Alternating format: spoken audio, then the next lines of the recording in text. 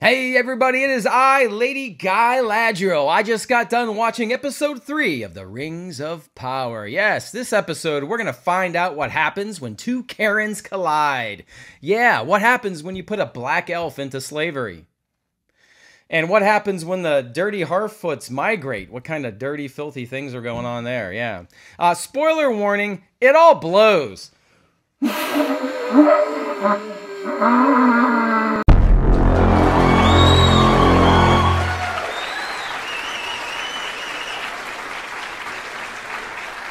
All right, everybody, it is episode 3 of The Rings of Power. It's an hour and 10 minutes, and it's way too long and boring.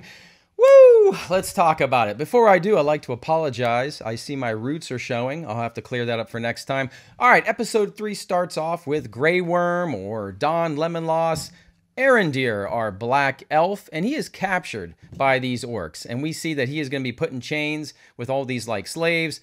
And when we take a look at the slaves for the first time in the show, things are not diverse. It seemed to be a lot of white people. Very interesting. And they're going to be digging trenches. You know the deal. And then we cut to Lady Guy Ladriel and Halbrand, and they're rescued by a human called Elendil, who's a big deal in the books. And we get to see his crew on his ship, and holy cow, we're back to diversity, right? We got white, we got black, we got Asian. And they make a point to show us all this. It's like, hey, look at this diversity. Just interesting how those two things were different. I also noticed that a lot of people in the show ask questions that are not answered. Galadriel asks Halbrand, are our hosts saviors or captors? And Halbrand says, it's not poison. Lady Galadriel will ask Elendil, what vessel is this? And Elendil will say, be at ease. Galadriel will ask, to what port do we sail? And Elendil will say, see for yourself, we're nearly there. I mean, no one will answer simple questions on this show. Eventually, we do get to Numenor, the island of Numenor, where all the humans are. Well, some humans. The good humans, right, that fought on the side of the elves. And it's very awesome looking, and it's very pretty, and I liked how the main castle looked like Minas Tirith, with the precipice and the white trees. So that looked all very fancy and good. And Galadriel's going to give a lot of exposition here. And we get to know that in Numenor, the men fought for the elves. And then Halbrand, he came from the south. His people, his humans, fought for Morgoth.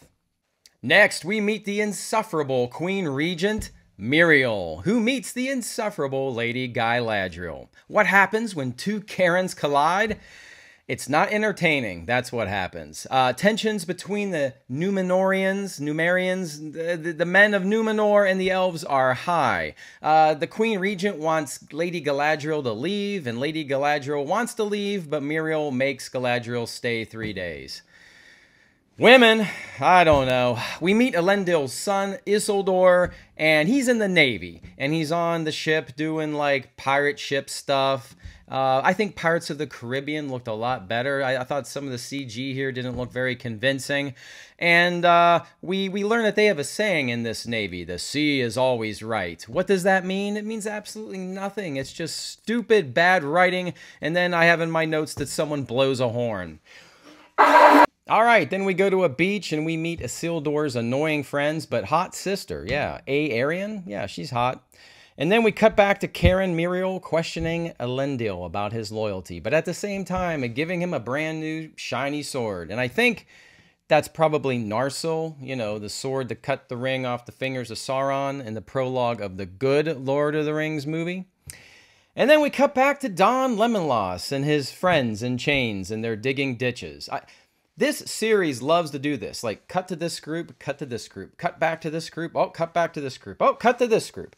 It's trying to give us the impression that there's a lot going on when there's nothing going on. All right, so we're with the black elf and his friends, and they're digging, and there's a tree in the way, and they start to protest. We're not going to cut down this tree, and the orcs are like, oh, okay, you guys, here, have some water. Oh, you have a sip, you have a sip, and you have a sip, and then they kill one of the elves, and then Don Lemonloss gets upset, but ultimately decides to cut the tree down anyway. We continue to get a bunch of scenes that just are a waste of time and don't take the show or the plot anywhere. So Elendil decides to take Guy Ladriel out on a horsey ride, and we get nice 4K slow motion shots of like a white horse. yeah, it looks nice. And they're going through there. And I noticed that Lady Galadriel has a certain way of talking in her expression. She likes to talk sometimes with her teeth not moving. And then she does this thing like a mousy face. I can't quite do it, but try to make like a scrunchy face and don't move your teeth. That's how Lady Galadriel talks. And then Elendil takes her to a library, and she learns that, oh, this symbol of Sauron is not just a symbol, but it's a map. And it shows that Sauron is rebuilding his forces and his empire in the south. Okay. And then we cut to Halbrand, and Halbrand wants to forge steel, but he's not a member of the local union. He needs like a little like badge, metal badge or something. So he tries to befriend some people in the union, and he steals the little badge, but they corner him in an alley and they want their badge back. And they also want a little, you know what I'm saying. And Halbrand like wipes him out. Like he goes full John Wick on these guys. So there's more to Halbrand than meets the eye. All right, and unfortunately, things move to the Harfoots. Yes, not my favorite characters in this show.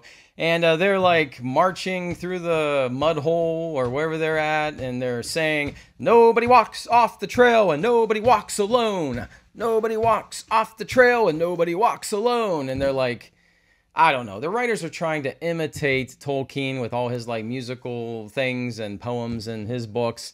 You're trying to imitate Tolkien, and you're not doing a good job. This doesn't feel like Tolkien at all. Nori and Poppy are arguing what to do with Gandalf. Nori does steal a map and gives it to Gandalf, or Gandalf gets his hands on it, but Gandalf catches it on fire by accident and then starts tripping over everything like a big clown show. So I have a feeling this show does enjoy making Gandalf one of the best characters in literature and cinema and turning him into a clown. I've seen that before, huh, Star Wars? All right. And, you know, Nori gets in trouble for Gandalf tripping over everything, so the Brandyfoots, her family, are put to the back of the caravan during the migration. And yeah, I don't know. She is still convinced. Nori tells everybody Gandalf is special because she can feel it. All right, so Halbrand was put in jail because of his little fight with these people, and Lady Galadriel decides to visit him. And Galadriel has figured it all out, that Halbrand is not what he seems. He is the ancestor of the king of men in the south, who fought for Morgoth, though. And Galadriel says, you're important, and you're going to be important in the fight to come. And Halbrand's like, I don't care about none of that. And then we go back to our Harfoots, and they're doing their migration. Basically, they put plants all over themselves, and they're moving across the landscape like the creatures in the Dark Crystal. That's what it reminded me of. Nori is in the back, and Gandalf has followed them, and Gandalf calls her friend. So he talks. All right, then we go back to Grey Worm, Arondir. I forgot about him. It's almost like the show forgot about him. They stick him in the last 2 minutes of the episode. And although they're chained up, him and his buddies, they decide to fight the orcs. Because the orcs, they can't handle the sunlight, and there's like a patch of sunlight, and Arondir jumps up and hits this beam and brings this thing down, causes more sunlight. And the orcs are like fed up with that, so they say release the warg, which should be like a big wolf thing. But this thing is hilarious. It is a big CG chihuahua, a dog, like a big chihuahua. I swear to God, it is not a wolf. It is a chihuahua dog. And this thing is funny to look at. It is entertaining as a laugh, so go check it out. And this like dog is attacking everybody, and eventually like an elf will like throw a spear at it and kill it. And Arondir tries to get out of this pit, but he's still got the chain attached to him, and so the orcs just pull him down, and he's captured again. Oh, another wasted scene. I don't know where we're going with this, but the orcs say, take him to Adar. And so at the end of this episode, like the end of last episode, we get like a blurry humanoid approaching. I guess this is Adar, but they won't show us who it is. It's just annoying that the show keeps deciding to do that. And that's the end of the episode. All right, so that's it. Episode 3 of The Rings of Power. Wow, it sucked. It blows. It was boring. It was long. Dialogue is just average, if I'm being generous. There are no likable characters. Halbrand, maybe a little bit. Maybe. The action, there wasn't much, and when we got it, it looked really bad. Bad CG and laughable choreography, people on wires jumping and leaping and stuff. It was really bad. I don't know. The show definitely did not get better. I will say that. Let me know what you guys think in the comments. Are you watching Rings of Power? Did you like episode 3? What's your favorite episode? Come on, give it to me. Talk to me. Is this show going to get better, or woo, we're in for a long, stinky road? All right, everybody, go watch Cobra Kai Season 5 is on tonight. Go watch that instead, and we'll go watch Hot D, House of the Dragon on Sunday night. Everybody, be good to each other. I will see you soon, and as always, I will see you on the new...